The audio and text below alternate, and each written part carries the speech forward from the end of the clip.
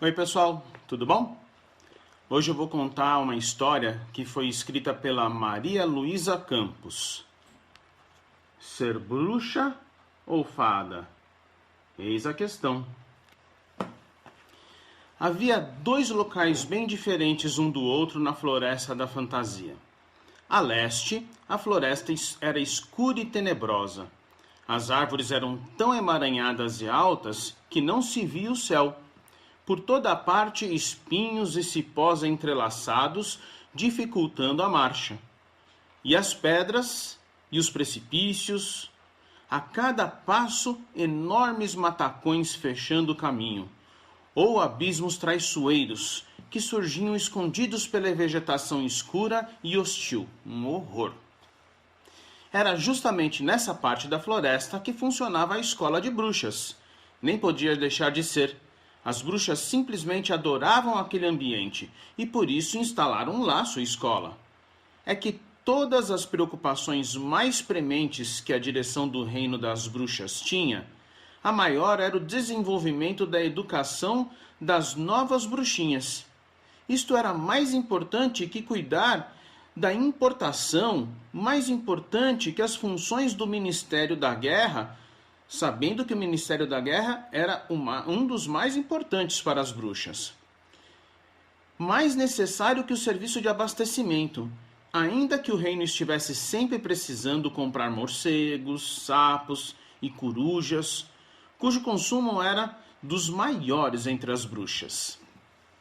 Mas o Ministério da Educação tinha prioridade sobre todos os demais e trabalhava a todo vapor na preparação de novas bruxas.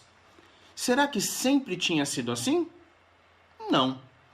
É que recentemente havia sido aprovada uma lei de acordo com a qual a aposentadoria das bruxas mais antigas ficara fixada aos 25 anos de vida.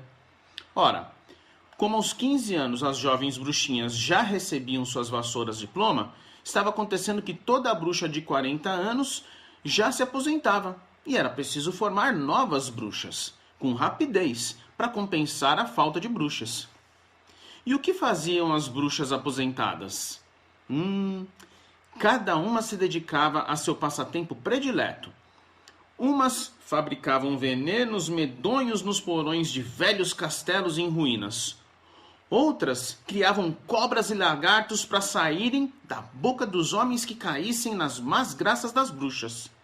Outras ficavam simplesmente relembrando seus sucessos passados e levavam horas dando aquelas gargalhadas cavernosas que as haviam celebrizado. Bem, acho que agora é melhor darmos uma espiadela do outro lado da floresta. O lado oeste era suave e claro. Samambaias verdinhas, avencas levinhas, musgos macios cobriam as clareiras. As árvores, mesmo as mais altas, tinham folhagem tão delicada que os raios de sol facilmente as atravessavam e vinham dar tonalidades luminosas e alegres às moitas floridas e às orquídeas das mais belas e variadas que cresciam agarradas ao tronco das árvores. Nesse local encantado é que funcionava a escola das fadas. Tal como entre as bruxas, o Ministério da Educação era no reino das fadas o que mais trabalho tinha. Passava na frente do Ministério dos Negócios Externos, cuja principal função era regular a exportação. Era mais importante que o Ministério da Paz, sempre muito ocupado em tentar evitar que os homens brigassem. O que dia a dia se torna mais difícil, não é verdade? É que a mesma lei de aposentadoria, depois dos 25 anos de trabalho, fora aprovada entre as fadas e fazia-se necessário que novas fadinhas viessem ajudar as mais antigas antes que todas se aposentassem e o mundo ficasse sem fadas. Aliás, certos adivinhos já previam esse futuro nefasto, e as boas fadas trabalhavam febrilmente no Ministério da Educação para atrasar o mais possível a realização desse triste presságio. Naturalmente, toda a gente gostaria de saber o que faziam as fadas aposentadas, não é verdade?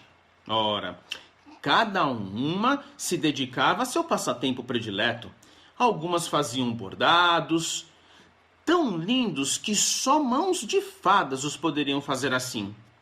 Outras teciam véus diáfanos, tais que somente dedos de fadas os conseguiriam tecer.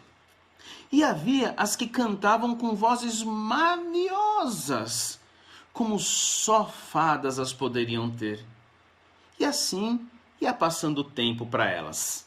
Naquele fim de semestre, as duas escolas estavam numa atividade desenfreada, pois aquele era o ano em que se formavam as primeiras bruxinhas e as primeiras fadinhas, depois da aprovação da lei de aposentadoria.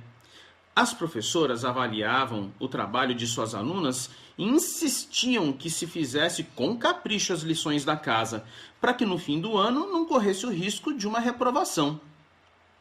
Das 7 fadinhas do último ano, 6 eram esplêndidas. Já conseguiam fazer tudo que uma fada adulta faz e eram muito dedicadas. Compenetradas de seu papel de fadas boas, estavam sempre ajudando alguém, inspirando boas ideias e bons pensamentos e honrando sua divisa, bem para todos. Eu disse 6 das 7? Ah, é. O fato é que a 7ª fadinha era um descalabro. Não acertava uma. Quando tinha que ajudar, atrapalhava. Quando ia inspirar uma boa ação, via com espanto a criatura inspirada a cometer o maior desatino. E quando pensava estar induzindo um bom pensamento, descobria, por exemplo, o induzindo sussurrando entre os dentes: "Ah, se eu pego aquele Palerma, acabo com a raça dele." Mas o que mais preocupava as professoras, quando sabiam das péssimas lições de casa feitas pela fadinha má, era que ela não se mostrava nem um pouco aborrecida com suas faltas. Ao contrário, vinha contar o que havia feito, muito satisfeita consigo mesma, e ainda tinha um sorriso irônico, dando frequentemente gargalhadas estranhas ao se referir ao que acontecia aos homens quando ela andava por perto. Naquele fim de semestre, as coisas tinham chegado a um ponto tão desastroso que as professoras já tinham dito a Má que daquele jeito ela não passaria de ano, nem ganharia a varinha de condão transistorizada, prêmio para as aprovadas, e que ela era a única da classe a qual tal vexame iria acontecer. Mas a pestinha nem se deu por achada, respondendo à professora com muitos maus modos: "E daí? Pensam que eu faço questão?" Aquilo era demais. Nunca se ouvira naquela escola um tal desaforo. A mestra Fábia Sábia, a fada sábia, ficou justamente indignada e mandou Má para fora da classe, dizendo: "Vá dar um passeio na floresta. Acha que o contato com a natureza lhe fará bem. Volte somente quando você se sentir melhor." De uma certa forma, fatos semelhantes estavam ocorrendo do outro lado da mata. As bruxinhas tinham trazido seus trabalhos de casa e Bruxa Maldosa, a professora, estava encantada. Das 6 bruxinhas, alunas do último ano, 5 eram verdadeiramente extraordinárias. Não se saberia dizer qual era a mais perversa, e nem mesmo a bruxinha perversa poderia garantir que as outras não ganhavam dela em perversidade.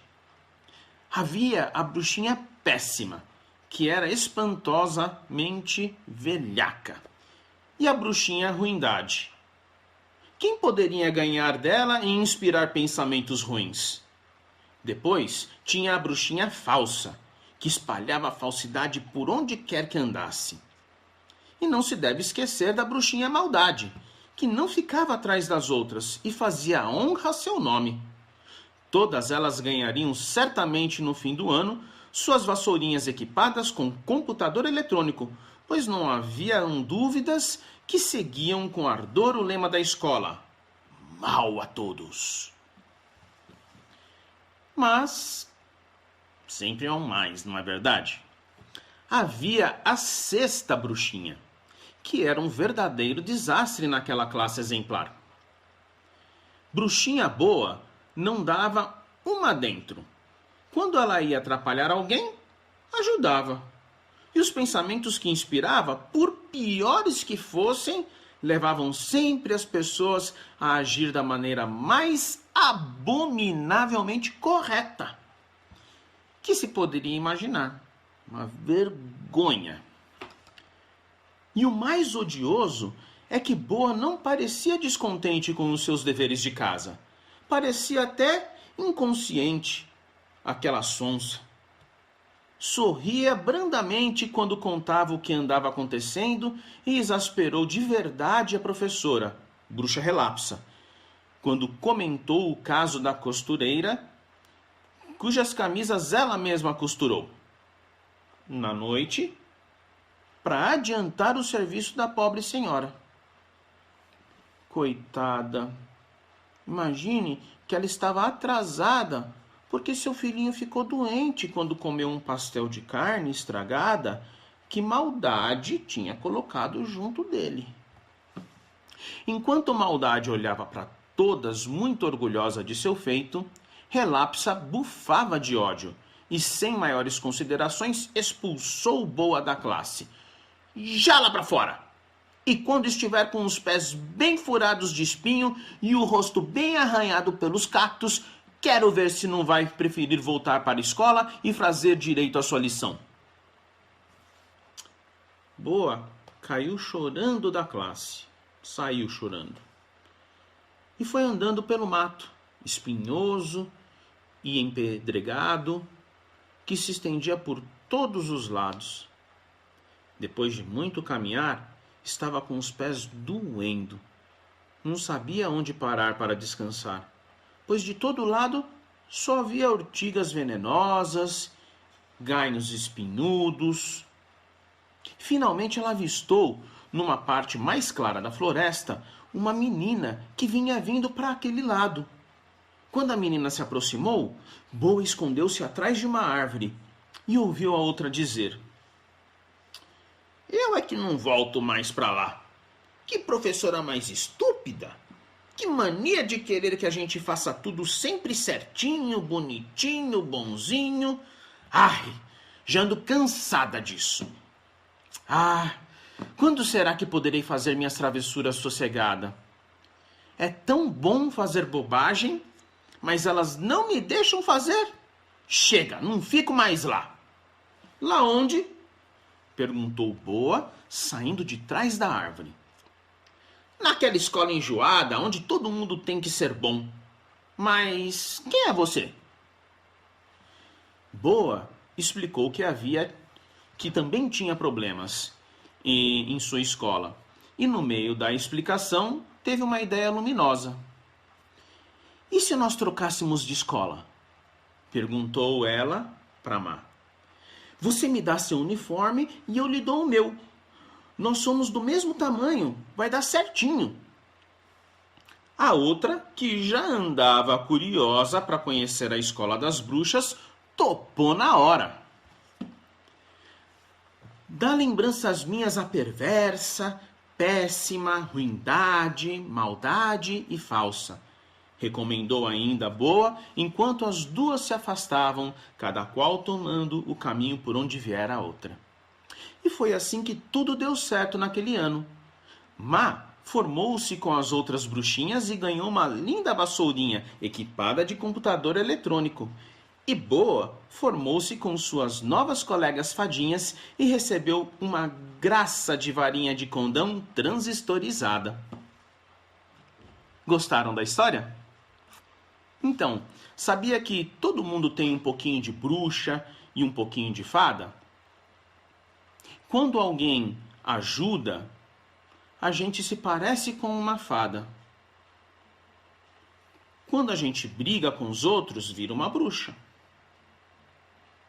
É bruxa quando mente, quando desobedece, quando faz malcriação. E quem é que nunca disse uma mentira? Quem é que nunca desobedeceu, nunca fez uma malcriação? O que é preciso é procurar corrigir estas tendências que a gente tem para ser cada vez menos bruxa e cada vez mais fada. Vamos tentar? Então vamos lá. Porque só sendo como fada é que a gente vai conseguir fazer tudo aquilo que Jesus nos ensinou, a sermos bons. Bom final de semana, pessoal. Tchau!